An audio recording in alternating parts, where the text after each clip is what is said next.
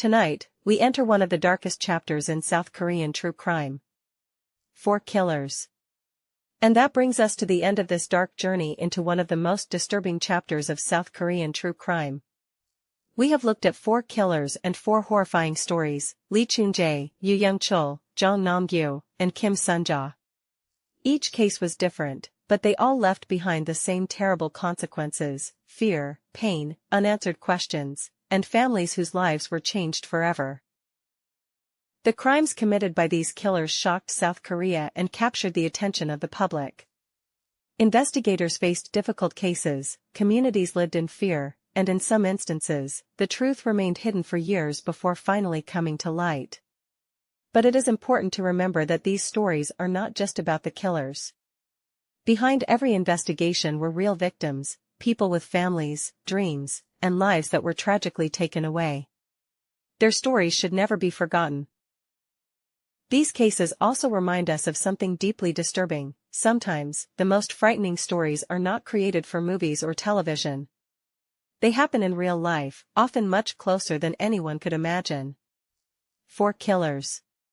4 horrifying stories. And one dark chapter in the history of South Korean true crime. Thank you for watching. If you found this video interesting, please like, subscribe, and turn on notifications for more shocking true crime stories from around the world. And until next time, remember: the most terrifying monsters are not always hiding in the dark. Sometimes, they are hiding in plain sight. Thank you for watching. See you in the next story. Story 1. Lee Choon-jae, the monster nobody could find. For years, fear haunted the streets of South Korea. Women were disappearing. Bodies were being discovered. And somewhere in the shadows, a killer was watching, waiting, and preparing for his next victim. Police launched one of the largest manhunts in South Korean history. Thousands of suspects were questioned. Investigators searched desperately for clues. But they were hunting the wrong man. The real killer remained free. For more than 3 decades, his identity stayed hidden. Then, in 2019, a single DNA match reopened one of the darkest chapters in South Korean criminal history. What investigators discovered was even more horrifying than anyone expected. The man behind the murders had a name: Lee Choon-jae. And his confession would reveal a terrifying story of murder, secrets, and a devastating mistake that destroyed an innocent man's life. Lee Choon-jae was linked to one of the most terrifying crime sprees in South Korean history. Between 1986 and 1991, a series of brutal murders took place in the Hwasong area. The victims were primarily women and girls. The crimes created widespread fear, as the killer appeared to strike without warning and repeatedly escaped police. For decades, investigators struggled to identify the person responsible. Thousands of people were questioned, and massive police operations were launched. Yet the killer remained free. Years later, after DNA evidence led investigators to Lee Choon-jae, he confessed to being responsible for the Hwasong murders. He also confessed to additional murders and numerous sexual crimes. One of the most tragic consequences of the investigation was the wrongful conviction of Yoon Sung-yeol, who spent around 20 years in prison for a murder Lee later confessed to committing. Lee Choon-jae's crimes became a symbol of one of the most shocking failures in South Korean criminal investigation history, a case where the real killer remained hidden for decades while an innocent man paid the price. For years, Lee Choon-jae carried out a series of crimes that would eventually become one of the darkest chapters in South Korean criminal history. His known crime spree stretched from 1986 to 1994. During the reinvestigation decades later, police said he confessed to 14 murders and more than 30 rapes and attempted rapes. The terror began in September 1986 in the rural Hwasong area of Jeong province. The first victim was a 71-year-old woman, whose body was discovered in a field. Just over a month later, a 25-year-old woman was found murdered near an irrigation channel. Then the killings continued. In December 1986, 2 more women, aged 24 and 23, were murdered. Investigators discovered disturbing similarities between several of the crimes, including victims being restrained and evidence of sexual violence. The murders did not stop. In January 1987, an 18-year-old girl was found murdered in a rice field. In May, another woman was killed, and her body was concealed in a wooded area. Later that year, on Christmas Eve, an 18-year-old student was murdered after leaving her home. The repeated attacks created fear throughout the region. Police launched a massive investigation, questioning huge numbers of people, but the killer continued to escape. In September 1988, another woman was murdered. Days later, a 13-year-old girl was murdered inside her home in what became known as the 8th Jeong murder case. Police arrested Yoon and convicted him of the crime. He spent approximately 20 years in prison. Decades later, Choon-jae confessed that he was responsible for that murder. The case became one of the most shocking examples of wrongful conviction connected to the Jeong investigation. In July 1989, an 8-year-old girl disappeared after being attacked. The crime was later included among the murders Lee confessed to committing. The disappearance and murder of a child showed that the victims were not limited to one age group. According to the later police timeline, his victims ranged from children to elderly women. After a period without a known killing in the Jeong series, another young victim was murdered in November 1990. A 13-year-old girl was found dead in a wooded area. The case added to the growing list of unsolved crimes that investigators would later connect to Lee. Lee's crimes were not limited to Jeong. In 1991, police later connected him to murders in Jeong, including the killing of a teenage girl whose body was found at a construction site. Another woman was murdered inside a home. In April 1991, an elderly woman became the final victim in the series of murders associated with the Jeong area. Despite years of killing, Lee was not caught for the Jeong murders. In January 1994, he committed another murder, this time killing his sister-in-law, who was about 20 years old. Unlike the earlier cases, investigators eventually arrested him for this crime. He was convicted and ultimately received a life sentence. At the time, however, authorities did not realize that the man they had imprisoned was also connected to one of the country's most notorious unsolved serial murder cases. For more than 30 years, the Jeong murders remained a mystery. Then, in 2019, advances in DNA testing changed everything. Evidence preserved from some of the old crime scenes was re-examined, and Lee's DNA was linked to the investigation. When police confronted him with the evidence, Lee eventually confessed. Investigators said he provided detailed information about the crimes, including descriptions of locations and other details that were examined during the re-investigation. According to the police investigation and Lee's confessions, the scale of the crimes was staggering. 14 murders confessed to during the 2019 investigation. More than 30 rapes and attempted rapes confessed. Crimes spanning approximately 1986 to 1994.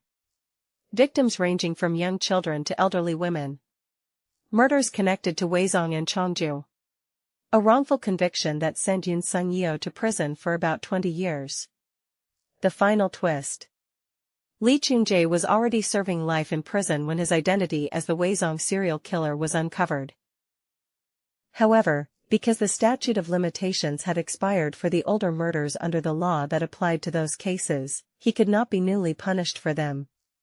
His confession nevertheless exposed the truth behind decades of unsolved crimes and revealed that an innocent man had spent years behind bars for a murder Lee committed.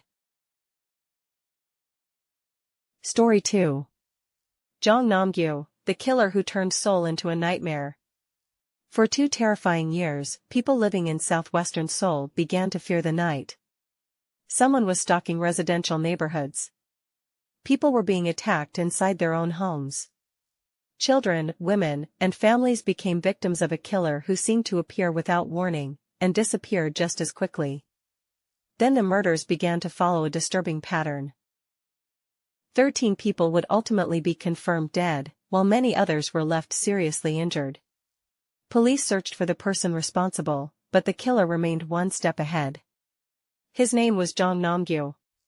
What made his crimes even more disturbing was that some of his victims were attacked simply because they happened to be in the wrong place at the wrong time. For more than 2 years, fear spread through communities across southwestern Seoul. And when investigators finally discovered who was behind the attacks, they uncovered a chilling story of violence, obsession, and a killer who had been hiding in plain sight.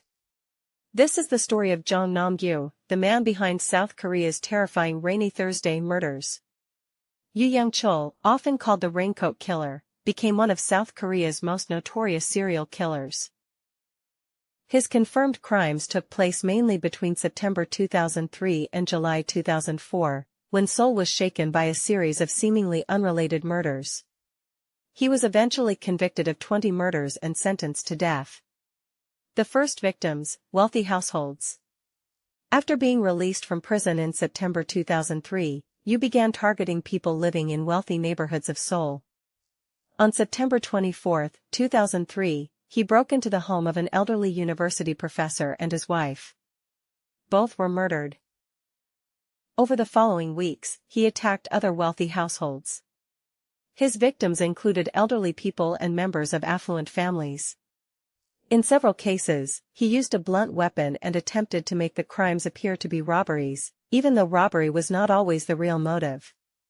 A family murdered. One of the most shocking attacks occurred in October 2003. Yu entered a home and killed 3 members of the same family. The attack demonstrated how dangerous and unpredictable he had become. By the end of 2003, authorities were investigating a growing series of murders involving wealthy residents of Seoul. However, Yu had still not been identified as the killer. A change in his victims. As police pressure increased, Yu changed his pattern. In 2004, he began targeting women working in phone room and visiting massage services. He contacted victims and lured them to locations under his control. Several victims disappeared, and the cases initially appeared difficult to connect. Police later discovered that Yu had killed numerous women and concealed or buried their remains in areas around Seoul.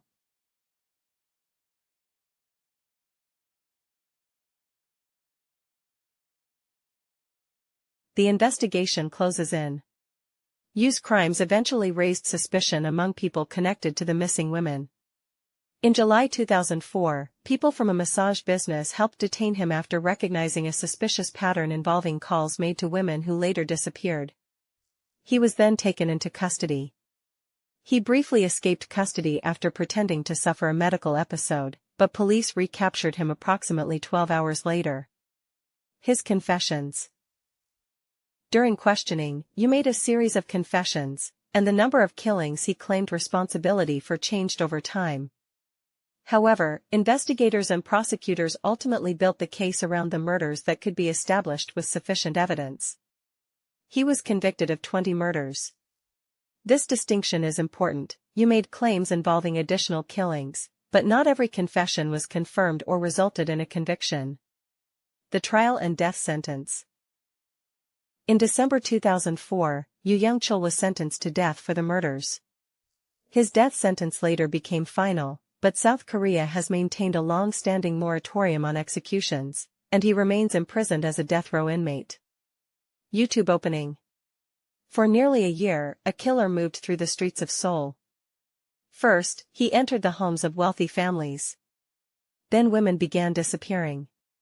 The victims seemed to have nothing in common. Until police discovered that one man might be behind them all. His name was Young-chul. And by the time he was finally caught, South Korea was facing one of the most horrifying serial murder cases in its history. Story 3. Jeong Nam-gyu, the Rainy Thursday serial killer.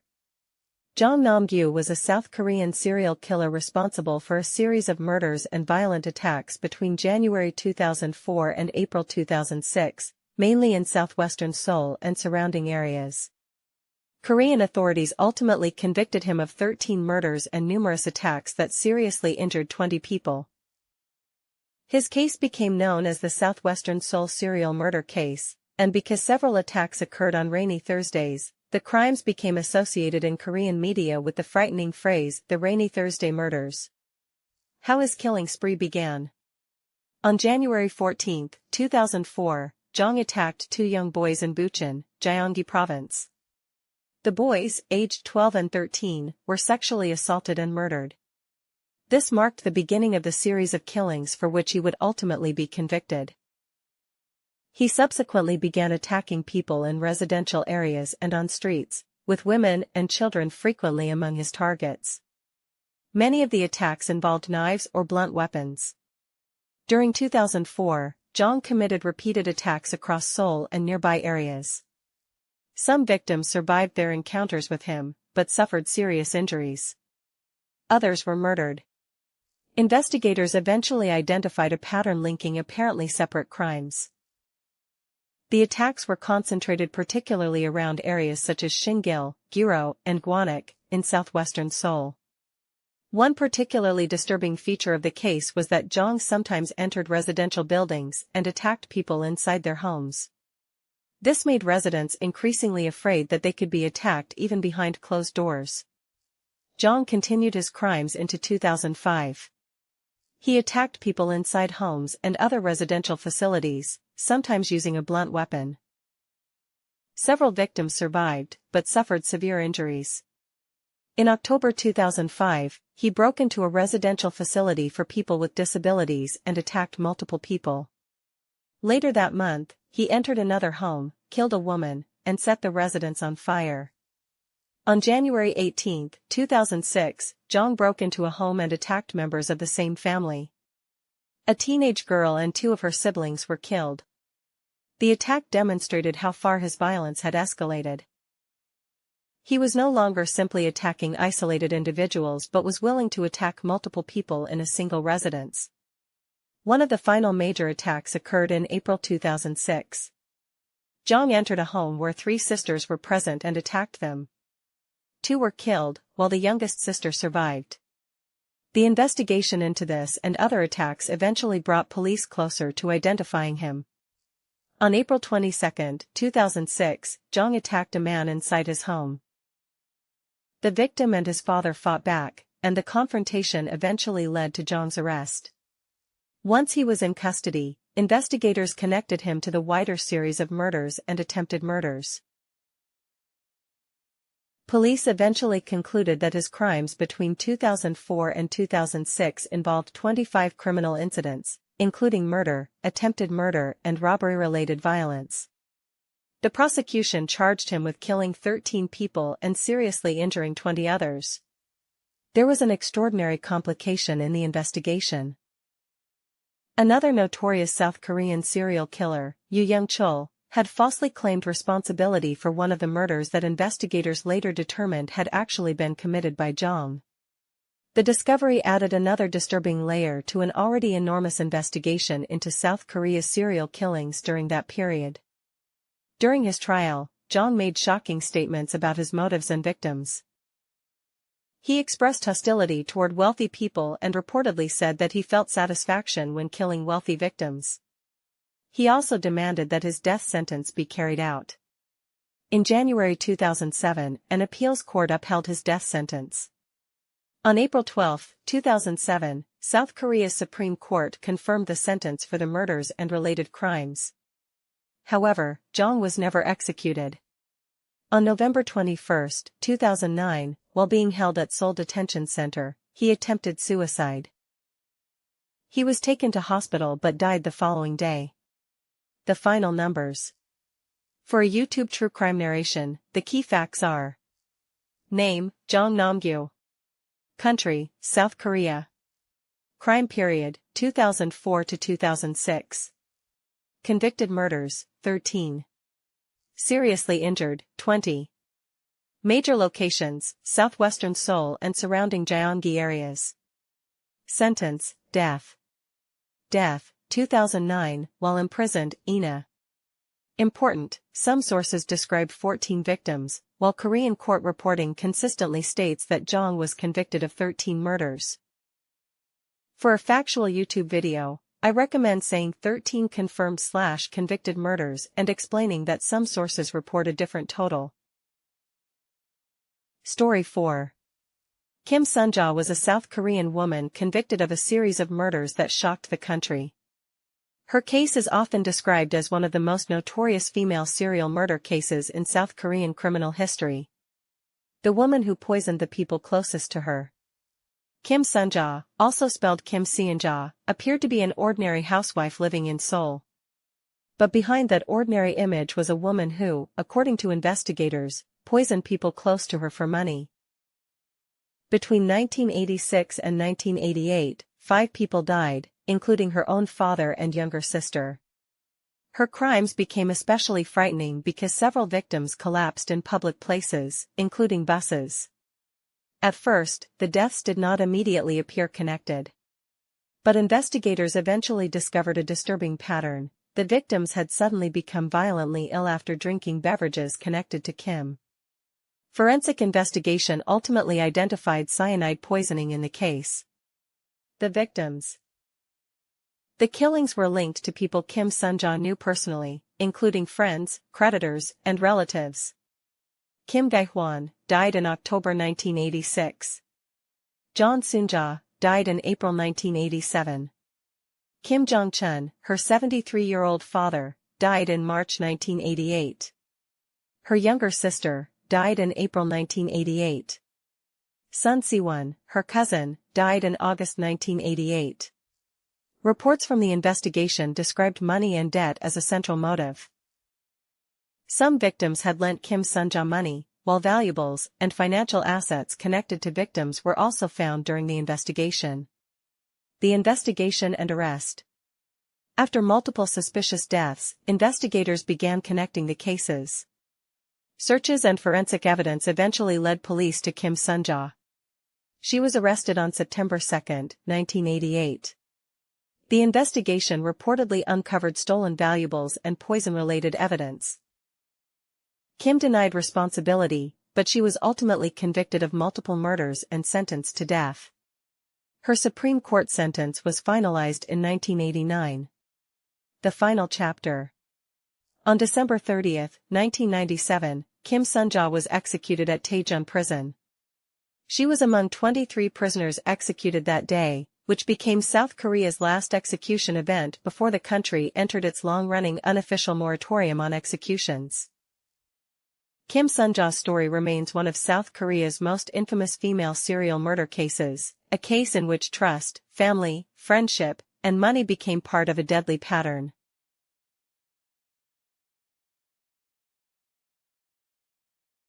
But what drove Kim Sun-jae to commit these murders? The answer was not revenge, politics, or some complicated personal vendetta. It was money. Kim Sun-jae had become deeply involved in gambling and nightlife.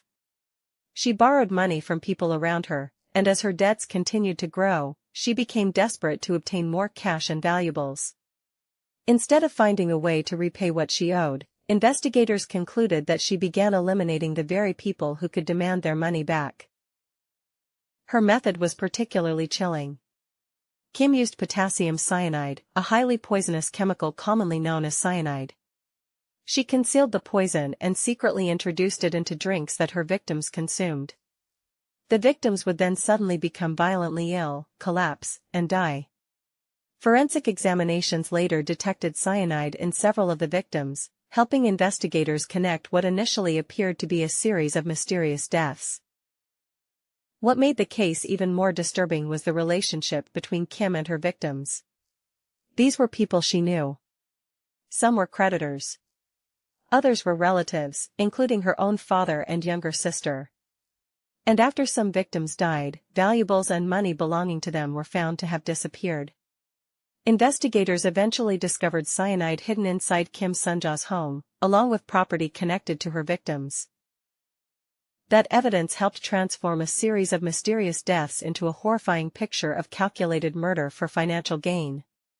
Kim Sun-jae was ultimately convicted of 5 murders and sentenced to death. She was executed in 1997.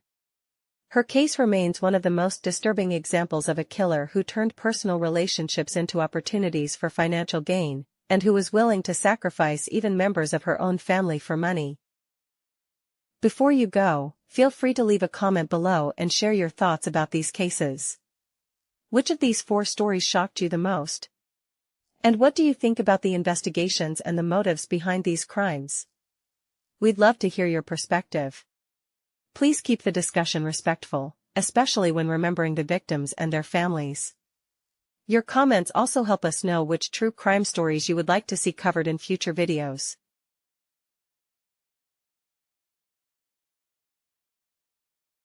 And that brings us to the end of this dark journey into one of the most disturbing chapters of South Korean true crime. We have looked at 4 killers and 4 horrifying stories: Lee Choon-jae, Young-chul, Jeong Nam-gyu, and Kim Sun-ja. Each case was different, but they all left behind the same terrible consequences: fear, pain, unanswered questions, and families whose lives were changed forever. The crimes committed by these killers shocked South Korea and captured the attention of the public. Investigators faced difficult cases, communities lived in fear, and in some instances, the truth remained hidden for years before finally coming to light. But it is important to remember that these stories are not just about the killers. Behind every investigation were real victims, people with families, dreams, hopes, and futures that were tragically taken away. Their stories should never be forgotten, and their memories deserve to live on beyond the darkness of these crimes. These cases also remind us of something deeply disturbing: sometimes, the most frightening stories are not created for movies or television. They happen in real life, often much closer than anyone could ever imagine. And perhaps that is what makes these cases so chilling. Evil does not always announce itself. Sometimes, it lives quietly among ordinary people, hidden behind a familiar face, waiting for the moment when its true nature is finally revealed. 4 killers. 4 horrifying stories. And 1 dark chapter in the history of South Korean true crime. Thank you for watching. If you found this video interesting, please like, subscribe, and turn on notifications for more shocking and disturbing true crime stories from around the world. And until next time, remember: the most terrifying monsters are not always hiding in the dark. Sometimes, they are hiding in plain sight. Thank you for watching, and see you in the next story. Stay safe, and never forget that sometimes, the truth can be more terrifying than any nightmare. Before you go, feel free to leave a comment below and share your thoughts about these cases. Which of these 4 stories shocked you the most? And what do you think about the investigations and the motives behind these crimes? We'd love to hear your perspective. Please keep the discussion respectful, especially when remembering the victims and their families. Your comments also help us know which true crime stories you would like to see covered in future videos.